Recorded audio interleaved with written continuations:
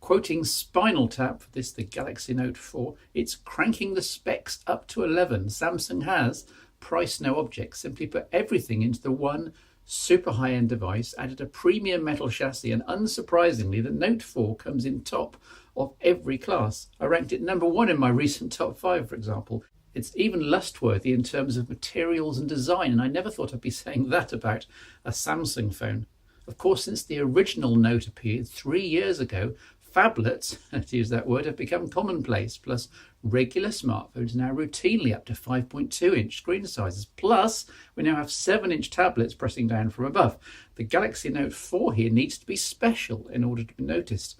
Happily it is.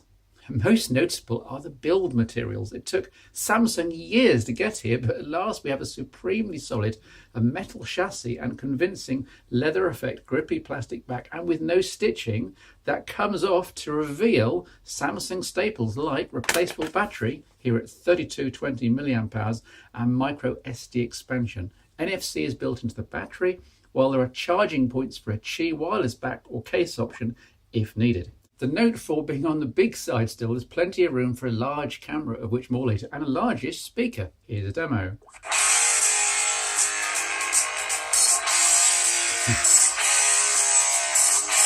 It's easily loud enough and of surprising quality, even if it doesn't quite rival the audio from the twin front-facing cones of some of its current rivals. And in the spirit of everything here but the kitchen sink, there's the same heart rate monitor sensor as on the Galaxy S5, now with extra gadgets, including oxygen saturation in your blood. Don't worry, it turns out I'm pretty healthy. And ultraviolet light measurement, believe it or not. And heck, other S-Health things I never even got around to testing.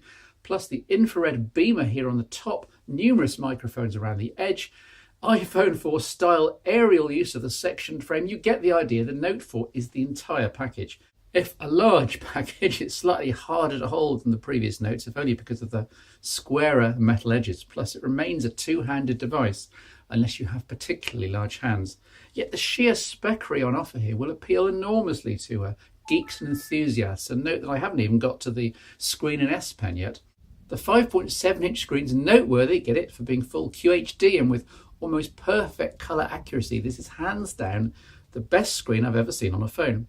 The resolution is rarely made best use of, but I'll come to that again later. Can I see the difference between 1080p and a QHD here? Just about, and especially with my new glasses, we're looking at photos at least, if not for textual content. On a 5.7-inch screen, QHD makes marginal sense, but it's insane to use this resolution for anything smaller though. The colours, the brightness are terrific, especially if you override the auto defaults and crank things up manually. Of course, you then start hitting the battery far more, so it's a personal call as to how bright you go. Below the QHD screen are the usual Samsung 2014 capacitive buttons with recent apps here on the left and back on the right. It's not an issue, you do get used to the placement in minutes. The central physical home button feels excellent and has obviously been upgraded, not least to include a fingerprint scanner. I told you the Note 4 had every gadget under the sun. It uses a swipe system and it's a bit rubbish.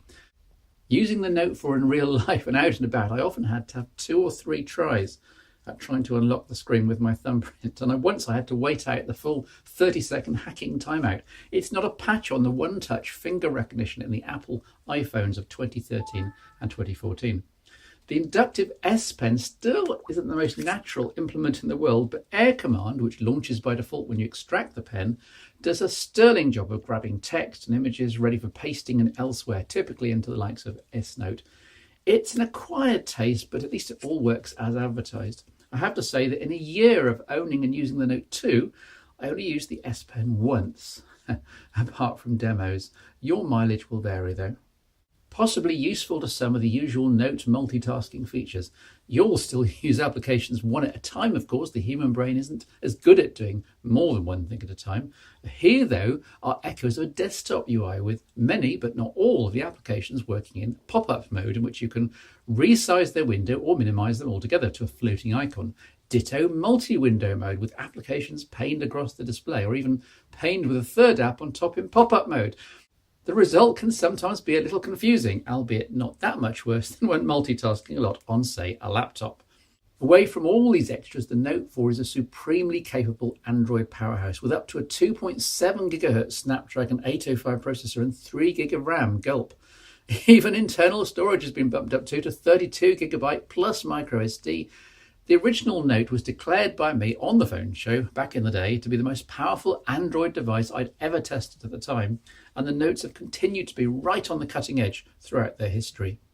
The cameras included have continued to improve too, with the Note range competing against the Galaxy S range for use of the best in Samsung imaging. The Note 4 features an excellent and fast 16 megapixel unit with OIS for stills and video to keep shots and footage super crisp. There's also phase detection autofocusing for really fast focusing, and the impression is that it works really well in low light conditions. There are the usual Samsung imaging modes and gimmicks, though sensibly limited here by default, and with a big fat download button for anyone who wants to add them manually to the mode carousel. You can turn on UHD, Ultra HD video, which works out to 8 megapixel frame shots. The idea being that you shoot video first and then fiddle around for hours in the video player trying to get a specific frame. Tap, tap, tap, tap. In addition to being very time consuming, the quality of each frame grab is a long way below that of individually taken photos, so you'd be better off just holding down the capture icon and shooting a 6-second burst of up to 30 shots like this. For example, when your kid nears the finish line in a race, and then picking the best ones of the bunch. UHD video also eats up storage at a truly frightening rate. There's an indicator in the viewfinder which shows tens of megabytes disappearing almost as fast as you can read the numbers. Just stick to 1080p for now, trust me. Like all Samsungs of recent times, the TouchWiz skin is applied over, in this case Android 4.4, complete with extra home screens and app launcher functions, plus some extra applications including S-Voice and a Samsung keyboard. You'll note from the shortness of this list that TouchWiz and Samsung's app ambitions have been scaled down hugely since 2013. TouchWiz is now pretty usable and not that confusing on most Samsung smartphones. However, the Note 4 isn't most phones. The QHD display simply cries out for more sophistication in the UI, and the typically cartoony Samsung icons, UI controls and keyboard look glaringly out of place against the possibilities that such a high-resolution screen could realise. Where's the beauty? Where's the sophistication? If you're going to have TouchWiz and these icons and controls displayed, then you really don't need this screen. The 1080p screen of the Note 3 would have done just fine, and you'd have had longer battery life and the device would have been cheaper. Cutting Samsung a little slack, they have made progress in the last 12 months, plus a skin over Android 5 and Lollipop is imminent, yay! So perhaps that will introduce a better fit for a true QHD display, we'll see. Also notably added to the TouchWiz interface here are Briefing, a flipboard variant positioned off to the left of the default home screen, and yes, it's possible to remove this if you don't like it. Plus the familiar ultra power saving mode, reducing the Note 4 to a monochrome feature phone but eking out power at an astonishing rate. So for example, you might get to 10% left on the Note 4 by 7 p.m. and head out down the pub, but in ultra power saving mode, knowing that you'll easily get through the evening and be contactable or be able to call a cab at the end. The very best Galaxy Note so far by a huge margin never has the expression slab of high tech been so relevant. The Note 4 fits almost every smartphone feature and bullet point you can think of into the one premium frame. That it's also one of the most reassuringly expensive phones you can buy is expected.